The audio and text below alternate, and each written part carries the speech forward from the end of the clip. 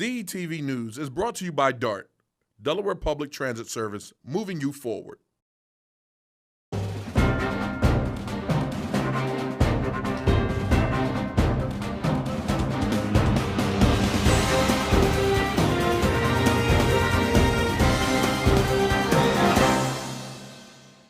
Hello and welcome to DETV News, Delaware's trusted news source. I'm Lauren Wilson. Coming up, a chicken product recall you need to know about. The Delaware State Fair is on, and we'll let you know about a free summer learning program for public school students. But first, topping today's news is a national tribute to a police officer killed 4 years ago in the line of duty. Here with more on that is reporter Matt Ford. I remember that he was funny. He always liked to play with me, and we would hang out all the time and things like that. I would describe him as like a big teddy bear. He was very tall, 6'4", like a gentle giant, is what most people would say. He had a huge smile. When asked to describe Corporal Stephen Ballard, Louise Cummings and her 9-year-old daughter Abigail have very similar sentiments. A name recognized throughout the first state and beyond, 32-year-old Delaware State Police Corporal Stephen Ballard was gunned down in April of 2017 outside of Bear Wawa. News of his shooting death rocked the community. Now here at Troop 2 is where Corporal Ballard unfortunately ended his 8-year career with the Delaware State Police, a place where his wife and colleagues say he was deeply connected to the community. More than 1,000 members of law enforcement traveled from across the country to pay their respects to the Ballard family, and at least another 700 officers from Delaware attended services at the Chase Center on the riverfront. Fast forward to earlier this year, his wife received a surprising phone call from a national organization called Tunnel to Towers. And they said, we are going to take over your mortgage. And I remember I was in my driveway, I was actually in Stephen's truck, and I just started crying. 4 years later, to have an organization, learn about him and our family, about his story, and to want to just have this generous gift, to give our family. I just couldn't believe it. I was just so happy. It wasn't so much about me, it was more about my daughter, and just the security that she'll have with this house forever. John Huvane served 21 years with the NYPD before retiring as a detective and has been with the foundation since 2014. The holidays are very difficult for some of the survivors. They don't have their loved one with them to enjoy the holiday. So we try to bring a little bit of hope to them, and by letting them know that they never have to pay a mortgage payment again. Tunnel to Towers was founded to honor the sacrifice of FDNY firefighter Stephen Siller, who laid down his life to save others on September 11th. For 20 years, the foundation has supported our nation's first responders, veterans, and their families by providing these heroes and the families they leave behind with mortgage-free homes.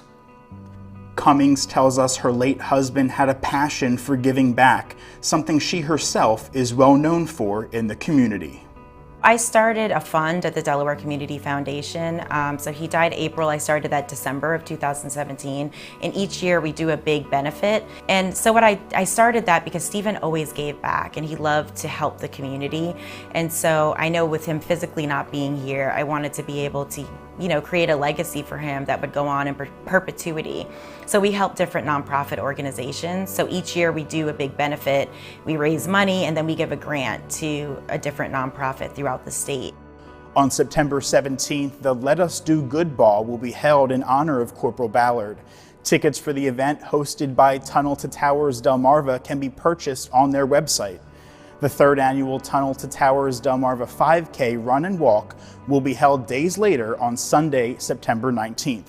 Further information and registration can be found on their website. Matt Ford, DETV News. Thanks, Matt. In other news, there was a scary start to the week as a train carrying cars partially derailed along the B&O tracks in Ellesmere Monday. The train traveling east along a curve just before the Route 100 bridge had two of its boxcars come off the tracks. One was leaning diagonally over the B&O lane, while the other fell onto the mostly industrial road. The extent of the damage to the cargo is unknown. Crews were left to figure out how they would get the leaning boxcar back on the track. Have you recently purchased ready-to-eat chicken Tyson products? You should know the Delaware Division of Public Health announced this week the first state has one confirmed case of listeria associated with a multi-state outbreak and recall of the chicken products. Listeria can cause severe illnesses when the bacteria spreads beyond the stomach.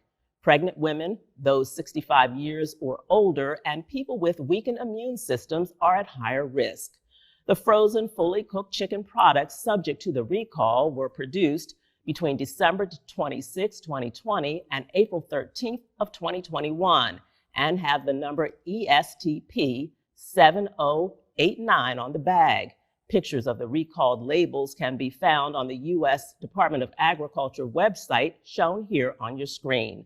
Consumers are advised to throw the products away or return them to the place of purchase. A popular member of the TikTok community was fatally shot in Wilmington this week. Matima Miller, known online as Suave, was shot in Southbridge on Monday. Hours after Miller's death, many on the internet reacted with sadness, saying the dancing TikTok star had been shot and killed even before police identified him as the victim. Miller's TikTok account has more than 2.6 million followers, with his Instagram account having more than 370,000 followers. Police responded to the 700 block of Elbert Place in Southbridge and found 19-year-old Miller shot. He was taken to the hospital where he died. Miller's latest TikTok video, posted just hours before his death, has countless comments, many acknowledging his death. His TikTok page featured videos of him dancing and playing paintball. The man accused of killing an Ellesmere manager of a Metro PCS store back in May has been indicted on 41 felony charges. Prosecutors allege Keith Gibson went on a brutal crime spree in Delaware over the course of 3 weeks, leaving 2 dead and 4 others injured. Gibson is also a suspect in multiple murders committed in Pennsylvania earlier this year, including that of his own mother. Gibson is accused of shooting Leslie Ruiz Basilio during a robbery at the Metro store on May 15th. On June 5th, Gibson allegedly shot and killed Ronald Wright, 42, during a street robbery. Gibson, who previously spent 13 years in jail for manslaughter, had been jailed for parole violations and was released from custody on April 27th, just 2 weeks before Basilio's murder. He is currently in custody awaiting trial. Stay with us, there's more news ahead. Millions manage their benefits online, so they can do what they want offline. Social Security, securing today and tomorrow. See what you can do online at socialsecurity.gov. I'm Andrew Saul, Commissioner of Social Security. Beware of threatening calls from telephone scammers pretending to be government employees. These calls are not from us.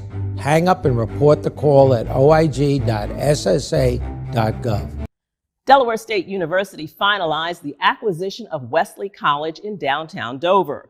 DSU President Tony Allen called the purchase a historic moment, noting the university is the first historically Black college or university in the nation to acquire another college.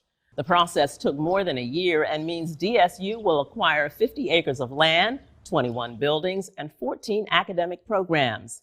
More than 77% of former Wesley students have elected to stay under the DSU banner at a significant tuition cost savings. More than 60% of faculty and staff were offered jobs at DSU. A group of Wesley professors unsuccessfully tried to stop the acquisition, but that lawsuit continues. Plans for the campus include expansion of the nursing program and moving the university's early college high school to downtown Dover. The Delaware Department of Education is offering a number of free programs to families this summer designed to help prepare students for the fall. The programs include reading apps with thousands of free titles, on-demand math lessons, and one-on-one tutoring. In addition, districts and charter schools are offering many free programs, allowing every public school student in Delaware access to summer acceleration programs. All that according to Susan Bunting, Delaware's Secretary of Education. For more information, check out the website seen on your screen. Speaking of time spent learning, how much screen time is healthy for children? Here with that answer and more is DETV health correspondent Donnie Beaujolais-Smith. How much screen time is too much? If you're like me, my cell phone sends me a report every week telling me of what seems like truly outrageous behavior on my part. I honestly feel shocked that I spend so much time on my phone. It made me wonder, if managing my screen time as an adult is difficult, I can only imagine the effects of excessive screen time on our children. Earlier this year, the American Academy of Pediatrics updated their guidelines regarding screen time. For years, they recommended no more than 2 hours for children and teenagers, no screen time at all for babies under the age of 2. That guidance has since been updated to recognize that technology has integrated itself into all aspects of daily life, making it close to impossible for parents to police a strict 2-hour maximum. Ms. LaShonda Wooten, a parent and a second-grade teacher at Carey Downey Elementary who is going into her 22nd year of teaching, gave me insight into the pros and cons of technology in school-age children. But she also makes an important suggestion on how we can right-set the trend before the consequences get too extreme. I think some of the positive things about them having cell phones or just integrating technology into our everyday coursework is that they're able to access more things, right? When it comes to reading, when it comes to writing, when it comes to literature. So it makes them more accessible, and when we're giving them assignments and they're able to use those different tools. I do like that aspect of it, and I'm able to differentiate a little bit more. So if I have a student that is on one level in comparison to someone else who might be on an upper level, I can kind of differentiate my lessons and put that and provide that for them online for screen time. That can be with any coursework, with my science, with my social studies, any curriculum. I think some things that are negative in regards to that, I actually wrote some things down. So let's go over this. There are 24 hours in a day, right? We often spend 7 to 9 hours asleep. 4 hours and 44 minutes on our screens for 8-year-olds to 12-year-olds. 7 hours and 22 minutes for 13 and above. And we spend 21 minutes reading per day, and on average, 14 minutes exercising. So one thing I can say for us as adults to do, be a model. So my phone is here, but oftentimes when I come home, I turn it off. I put it down, and I have a conversation with my daughters. My final words that I would like to offer as an educator and as a mother, if we can just spend more time together. Just having conversations, jokes, maybe cooking, cooking out, take out your coloring books, take out your regular games. And some things, if they're not broken, why do we have to fix them? For parents wanting to put a plan in place, the Academy of Pediatrics has a few additional suggestions. 1, utilize parental controls. Almost all devices have settings that allow you to set restrictions on certain apps and screen time. 2, establish reasonable limits. After a year of virtual learning, being suddenly too restrictive is unfair and unrealistic. 3, make screen time mindful, not mindless. Ensure the content that you're viewing has a learning application. It is not simply all games and cartoons. 4, engage with your child's screen time. A great way to ensure the content is meaningful and the amount of time is reasonable is to engage with your child when they are online. There are plenty of joint activities available. 5, model healthy behavior. Ms. Wooten said it all. If you do nothing else, the best thing you can do for your child is to show them that you too can put the screen down. While change can be hard, especially after a year that required many of us to use devices to stay connected to school, work, and each other, the net outcome of stronger families, improved communication, and healthier children is 100% worth it. I'm Donnie Beaujolais-Smith. This is your Health and Wellness Report for the week. I'll see you next time. Back to you, Lauren. Wilmington-based developer Buccini Poland Group and BPGS Construction announced the grand opening of a newly constructed 3-story office building on Silverside Road in North Wilmington. It's very rare that buildings like this get built in Delaware, but they certainly don't get built in the middle of a global pandemic. And the courage when you're at the bottom of the trough and it's very dark and you're looking up and you don't see any sunlight, and you have a governor who says, have the construction guys keep working, have them keep having a job. These are insanely difficult decisions to make when you don't have a playbook. And that's when you see what's in people's gut. The building in the former Concord Plaza was built in just over a year during the COVID pandemic. Amenities include 3 kitchen areas, a cafe, a fitness center, and a patio with TV, ping pong tables, and foosball. A company called Marlette Holdings will occupy most of the building, bringing back employees after more than a year of working from home. BPG purchased the Concord Plaza in 2003 and in 2016 launched a mixed-use redevelopment project that includes restaurants, luxury apartments, and high-end retail. Moving to southern Newcastle County now, more than 220 acres of salt marshes and farmland in Middletown were preserved this week when County Executive Matt Meyer signed a partnership with the Delaware Wildlands to purchase and set aside the land. Known as the Fortner Farm, the property has 100 acres of critical habitat and 100 acres of farmland.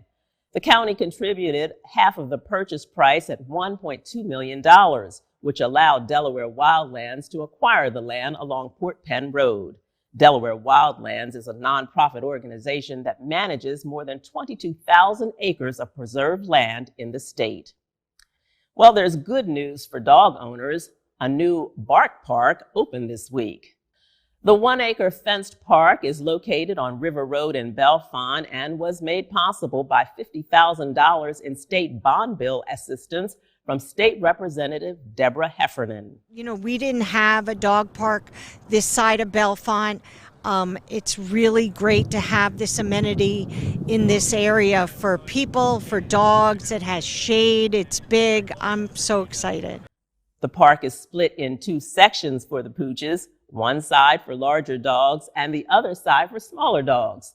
The park also contains a mulched area for dogs to run and agility equipment for training. Now, here with local sports is Nick Alessandrini. Nick?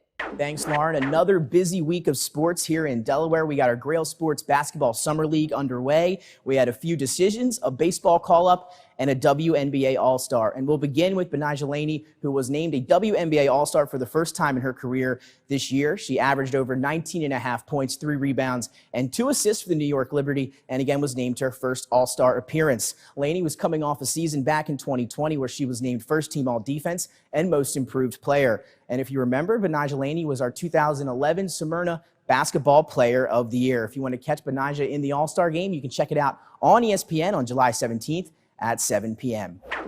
Delaware native and Maryland guard Eric Ayala has decided to return to College Park next season. He led the Terps in scoring last year, averaging just over 15 points a game, and he'll decide to return for 1 more year. He said he talked with his mom about that decision, and they came to the conclusion that 1 more year of school would be the best way to go. Now over to some Delaware player news. We'll start with Middletown football guard Cody Harris-Miller, who back on July 4th announced his commitment to Army. The football guard will be heading to West Point to further his football career. And then over to Delaware Baseball Player of the Year, Lorenzo Carrier. He has decided to withdraw his name from the 2021 MLB draft. Carrier was ranked 101 out of Baseball America's top 500 prospects, will decide to honor his commitment and go play at the University of Miami with the Hurricanes next year. The Salem Red Sox have called up Brandon Walter, the former Hodson alumni, was drafted out of the University of Delaware back in 2019 in the 26th round. He was the first call-up for the Salem Red Sox this season. And as I mentioned earlier, our Grail Sports Basketball Summer League was underway on Tuesday night in our first 2 matchups of the season. We had Emotep. The Panthers traveled down from Philly to take on Salesianum, and that's where we'll begin first. And we'll pick this one up 0-0 early in the first half. It's going to be Brandon Buffone for the Sows. Pull up, elbow jumper, got it to go. 2-0 Sallies early in this one. Next possession, Isaiah Hinson going to pull up from 3, knock that one down. 5-0 early Sallies against Emotep. Then a little bit later on, Emotep's big fella Chad Anglin would get in with the baby hook, and then followed by a Brett O'Hara going to take it in transition, use the spin off the glass, and get 2 more. Sal's up 13-7. A little bit later on in the first half, 43-38, as you're going to see a cutting Darion Williams for 2, but it wouldn't be enough as the Emotep Panthers come down from Philly. They're able to hold on for a 49-43 victory over Salesianum. Brett O'Hara did lead the way for the Sows. He finished with 15 points. And that takes us to our other second leg of our doubleheader here last night at the Grail Sports Summer League. It was Howard taking on Archbishop Carroll, who also made the trip down from Radnor, Pennsylvania. And we'll start early in this one. It's 10-8 when Darius Brown able to knock down the three from that left corner. 11-10 Howard on top. Then a little bit later on, 18-13, it's RJ Matthews in transition, going to take it in, lay it off the glass. Howard up three with 3 seconds left in the first half when Darius Brown does it again, going to steal the impound, lay it in at the buzzer. Howard leading at the half. Then late in the second half, Howard down three. RJ Matthews step back three on the side pocket right there, ties it up at 61. Then with 44 seconds to go on the inbound, Howard a chance to take the lead. Darius Brown gets it, lays it in for two, and that would be the deciding bucket. They inbound cleanly there, 63-61. Howard able to hold on and get the victory over Archbishop Carroll. And that'll do it for our recap of Tuesday's Summer League games. Remember, more at the Grail Sports Complex tonight if you want to go check those out. But that's all we have for this week. Now back to Lauren. Thanks, Nick.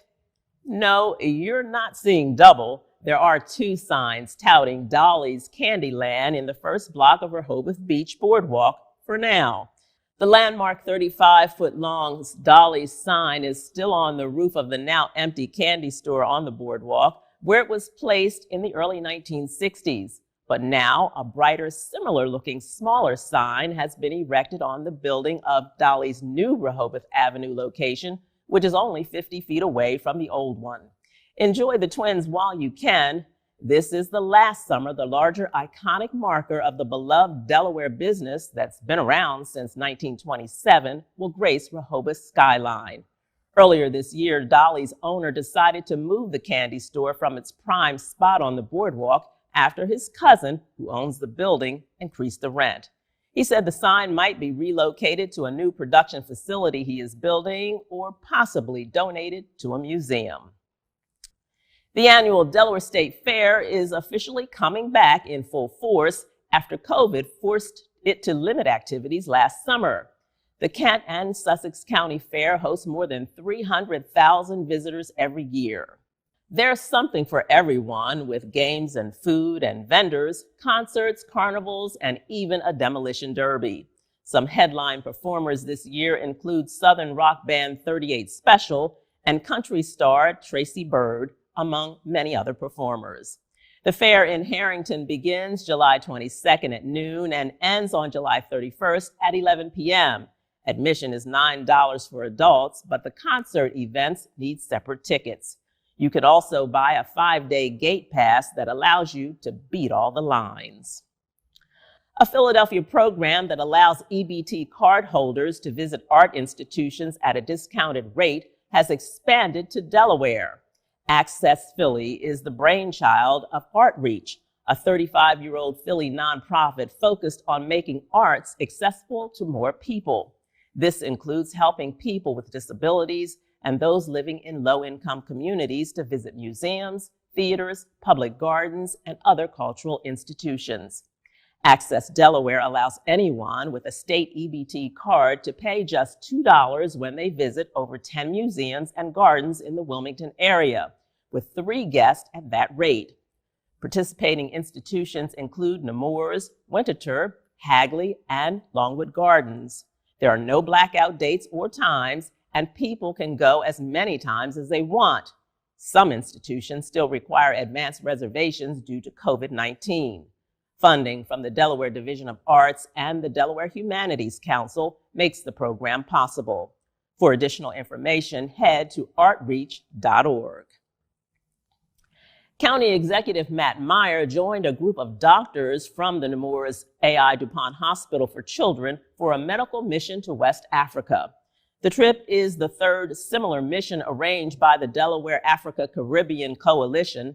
The goal is to help reduce infant mortality rates in Gambia by working with healthcare and community workers. Meyer used his personal funds for the trip. Up next, a look at the weekend weather forecast, so stay tuned.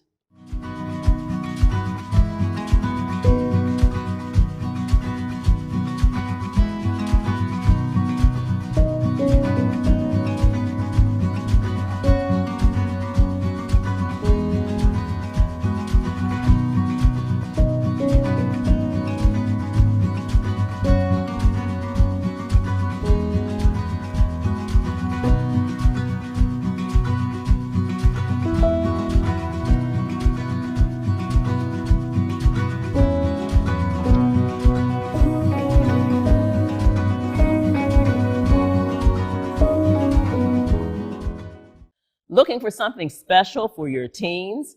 The Wilmington Police Department will once again host a free 2-week program for children ages 13 through 17 that aims to foster stronger police-community relationships. The WPD Youth Police Academy will be held at the Police Athletic League in Wilmington. Teens learn about police procedures and the challenges and responsibilities of police work during the mock academy. Activities include lectures, role-playing, field trips, and more. Anyone with questions about the program can check out the contact information on your screen. And the Wilmington Riverfront now has 2 options to choose from if you're in the mood for Mexican food. Taco Grande, a new restaurant and tequila bar from the Big Fish restaurant group, opened in the space that was once home to Joe's Crab Shack. For now, the restaurant will open for dinner only Tuesdays through Sundays. Big Fish, which operates 18 restaurants in the state, is citing worker shortages like many restaurants nationwide.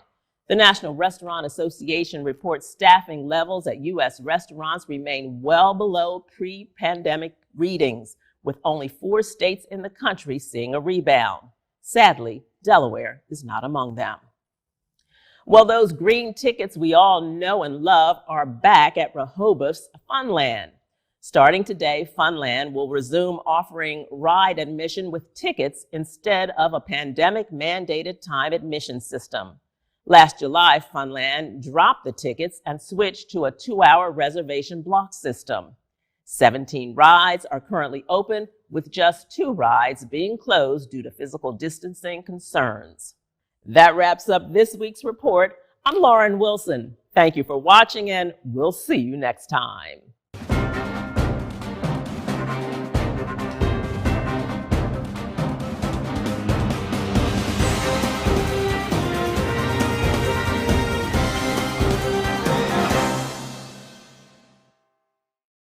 DETV News is brought to you by DART, Delaware Public Transit Service, moving you forward.